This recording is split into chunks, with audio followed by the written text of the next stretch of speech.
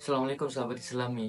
Kali ini ada kisah yang menarik tentang manusia yang pernah hidup sampai 70 kali. Manusia ini adalah seorang nabi, akan tetapi bukan rasul.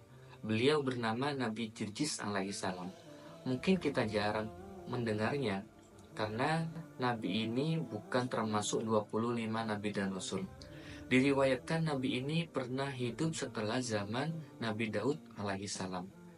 Jadi kisahnya, suatu saat ada seorang raja yang kaya raya dan sombong. Di dalam kerajaan tersebut, raja membangun patung berhala yang sangat besar, sangat megah dan sangat mewah. Patung itu dihiasi batu permata dan terbuat dari emas. Yang mana patung tersebut yang akan disembah oleh raja itu dan seluruh rakyatnya. Di samping berhala itu terdapat gundukan tanah yang berisi kobaran api, yang mana nantinya jika ada rakyat dari raja itu tidak mau menyembah berhala, raja itu langsung membakar rakyat itu di kobaran api tersebut. Jadi rakyat itu mau tidak mau harus menyembah berhala itu. Karena kelakuan raja ini, Allah Ta'ala mengutus seorang nabi yang bernama Nabi Jirjis alaihissalam. Diutuslah Nabi Jirjis kepada sang raja tersebut untuk menyadarkan jika yang akan disembah, yang seharusnya disembah itu adalah Allah Ta'ala. Akan tetapi karena raja ini raja yang sombong, wataknya memang keras, raja itu menolak tawaran dan ajakan Nabi Jirjis alaihissalam. Bahkan raja itu menyombongkan diri di depan Nabi Jirjis jika kekayaan, kekuasaan yang dia miliki itu bukan dari Allah Ta'ala, akan tetapi karena dia selalu menyembah patung yang dia buat sendiri. Nabi Jirjis ini tetap bersikukuh untuk mengajak si raja tersebut. Akhirnya perdebatan dimulai. Karena Nabi Jirjis ini sudah dibekali oleh Allah Ta'ala, akhirnya perdebatan yang sangat panjang itu dimenangkan oleh Nabi Jirjis alaihissalam. Si raja merasa jengkel dan marah karena dia kalah di dalam perdebatan dengan Nabi Jirjis alaihissalam. Akhirnya raja tersebut menyuruh pasukannya untuk membunuh Nabi Jirjis alaihissalam. Jadi raja tersebut menyuruh pasukannya untuk menyiapkan kuali yang sangat besar yang berisi air yang sangat mendidih. Akhirnya ditangkaplah Nabi Jirjis dan dimasukkan ke dalam kuali tersebut. Bisa kita bayangkan, jika manusia dimasukkan ke dalam air yang sangat mendidih, bukan hanya meleleh tapi terbakar. Akhirnya seketika itu Nabi Jirjis meninggal. Si raja belum puas menyiksa Nabi Jirjis, padahal Nabi Jirjis di situ posisinya sudah wafat. Akhirnya jenazah dari Nabi Jirjis itu masih disiksa lagi oleh si raja tersebut. Akhirnya Nabi Jirjis itu hancur berlebur menjadi abu. Akan tetapi ini kekuasaan Allah, Nabi Jirjis dihidupkan lagi oleh Allah Ta'ala. Dan Nabi Jirjis diutus lagi kepada sang raja. Raja kaget, padahal di depan matanya si Nabi Jirjis ini sudah menjadi abu. Akan tetapi ini Nabi Jirjis datang kembali ke raja tersebut untuk mengajak lagi si raja menyembah Allah Ta'ala. Akan tetapi tetap si raja tersebut tidak mau menyembah Allah Ta'ala. Akhirnya Nabi Jirjis ditangkap lagi, dibunuh lagi oleh si raja tersebut. Kali ini siksaannya berbeda. Nabi Jirjis ini dipasung oleh raja tersebut. Kaki, tangan, bahkan kepala dan dada itu dipaku oleh raja tersebut. Sampai Nabi Jirjis meninggal lagi di pasungan itu. Allah Ta'ala mengutus malaikat untuk membuka paku-paku tersebut. Dan Nabi Jirjis dihidupkan lagi oleh Allah Ta'ala. Tidak ada yang tidak mungkin bagi Allah Ta'ala. Setelah dihidupkan kembali oleh Allah Ta'ala, Nabi Jirjis datang lagi kepada si raja tersebut. Si raja kaget, malah sekarang tambah kaget. Padahal Nabi Jirjis sudah 2 kali disiksa, dibunuh oleh si raja itu. Akan tetapi Nabi Jirjis tetap hidup dan berdiri di hadapan si raja itu untuk mengajak raja itu menyembah Allah Ta'ala. Si raja tersebut tambah jengkel, tambah marah. Akhirnya si raja tersebut menyuruh lagi anak buahnya membunuh si Nabi Jirjis itu. Nabi Jirjis itu ditangkap dan dibakar hidup-hidup di kobaran api yang sangat besar di gundukan tanah yang tadi. Dipastikan Nabi Jirjis itu tidak akan hidup lagi. Akhirnya Nabi Jirjis dibakar hidup-hidup, abunya dibuang ke lautan. Karena ini kekuasaan Allah, akhirnya Nabi Jirjis dihidupkan lagi oleh Allah. Ini terjadi berulang kali sampai 70 kali. Ada riwayat yang mengatakan Nabi Jirjis ini disiksa dan dihidupkan lagi oleh Allah Ta'ala sampai 100 kali. Wallahu a'lam. Karena si raja itu sudah lelah, akan tetapi meski raja itu sudah lelah, sudah capek menyiksa Nabi Jirjis, si raja tersebut tetap tidak mau menyembah Allah Ta'ala. Akhirnya si raja tersebut menawarkan satu permintaan kepada Nabi Jirjis. Jika Nabi Jirjis ini menuruti permintaan si raja tersebut, maka si raja tersebut akan menyembah Allah dan menuruti semua permintaan Nabi Jirjis.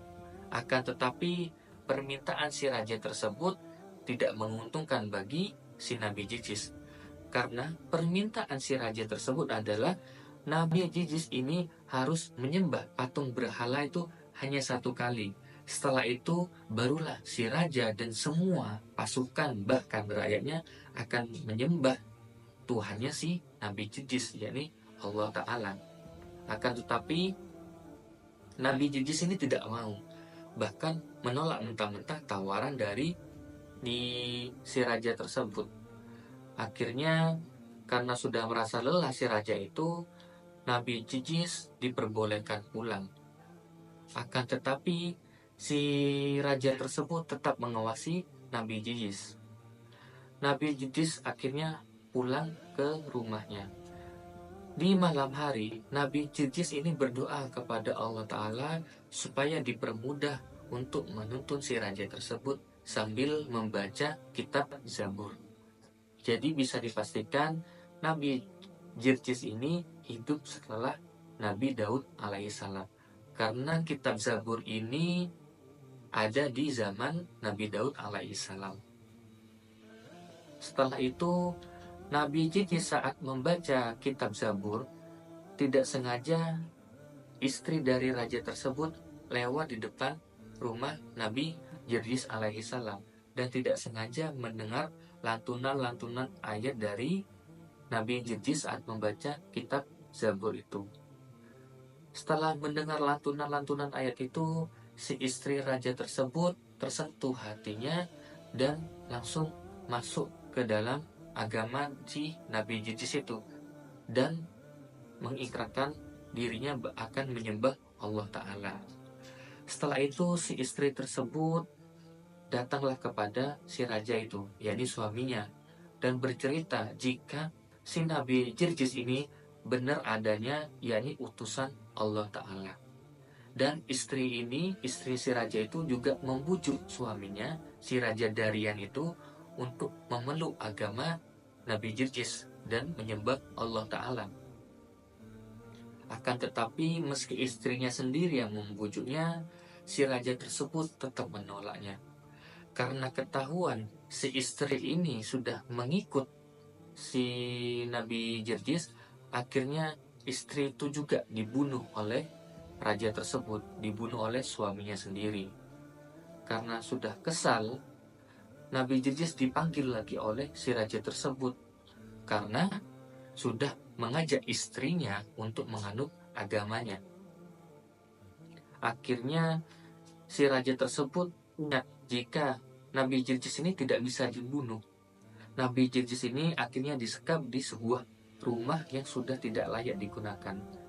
Di dalam rumah tersebut terdapat seorang wanita dan seorang anak. Anak itu buta, tuli, intinya sudah cacat. Dan di dalam itu tidak ada makanan sama sekali, Dan raja itu melarang seluruh rakyatnya, bahkan seluruh pasukannya, untuk memberikan makanan terhadap Nabi Jijis, bahkan wanita itu juga. Karena kala itu sudah tidak ada makanan sama sekali, Nabi Jijis juga merasa kelaparan. Akhirnya Nabi Jijis berdoa kepada Allah Ta'ala untuk memberikan makanan. Karena ini kuasanya Allah, akhirnya di sebuah kayu di dalam rumah tersebut tumbuhlah akar, buah-buahan, dan makanan di situ. Akhirnya Nabi Jijis beserta seorang wanita dan anaknya makan dari ciptaan Allah itu. Melihat kejadian itu, si wanita itu langsung menyembah Allah Ta'ala dan mengikuti ajaran Nabi Jijis alaihissalam. Dan wanita itu memohon kepada Nabi Jijis untuk menyembuhkan anaknya yang cacat itu. Akhirnya Nabi Jijis berdoa kepada Allah Ta'ala untuk menyembuhkan anak si itu. Setelah sembuh, anak itu diperintah oleh Nabi Jijis untuk pergi ke kerajaan si raja tersebut, si Raja Daria. Si anak itu diperintahkan oleh Nabi Jijis untuk menyuruh berhala-berhala yang ada di kerajaan itu untuk datang kepada Nabi Jijis. Akhirnya si anak itu manut, datanglah ke kerajaan tanpa sepengetahuan si raja itu. Akhirnya anak itu menyuruh semua patung yang ada di kerajaan itu untuk menemui Nabi Jijis. Akhirnya sejumlah beberapa patung yang ada di kerajaan itu menemui Nabi Jijis dengan posisi kepala di bawah dan kaki di atas, jadi terbalik sambil berjalan. Setelah sampai di hadapan Nabi Jijis langsung menghentakkan kakinya dan menghancurkan semua berhala-berhala itu. Si raja tersebut tambah murka kepada Nabi Jijis. Akhirnya Nabi Jijis ini dipanggil lagi oleh si raja tersebut. Di sini yang menarik, sahabat Islami. Nabi Jijis sebelum datang lagi ke istana, Nabi Jijis ini sebelumnya berdoa kepada Allah jika usaha yang selama ini dia lakukan itu sia-sia. Ujung-ujungnya si raja tersebut tetap tidak mau menyembah Allah Ta'ala. Akhirnya si Nabi Jijis ini meminta kepada Allah untuk dimatikan sebagai syahid. Dan raja beserta pasukannya itu diazab oleh Allah Ta'ala. Akhirnya permintaan Nabi Jijis ini dikabulkan oleh Ta'ala. Setelah Nabi Jijis ini menemui si raja ini membunuh dengan pedangnya sendiri pas di dadanya Nabi Jijis alaihissalam. Karena ini sesuai permintaan dari Nabi Jijis kepada Allah Ta'ala, akhirnya Nabi Jijis itu meninggal dalam keadaan syahid sekali tusuk oleh raja. Akan tetapi setelah Nabi Jijis ini meninggal, azab Allah langsung datang. Jadi kobaran api, mungkin meteor mungkin ya, Allahu a'lam. Jadi kobaran api itu datang dari langit, membakar semua kerajaan, membakar semua pasukan raja tersebut.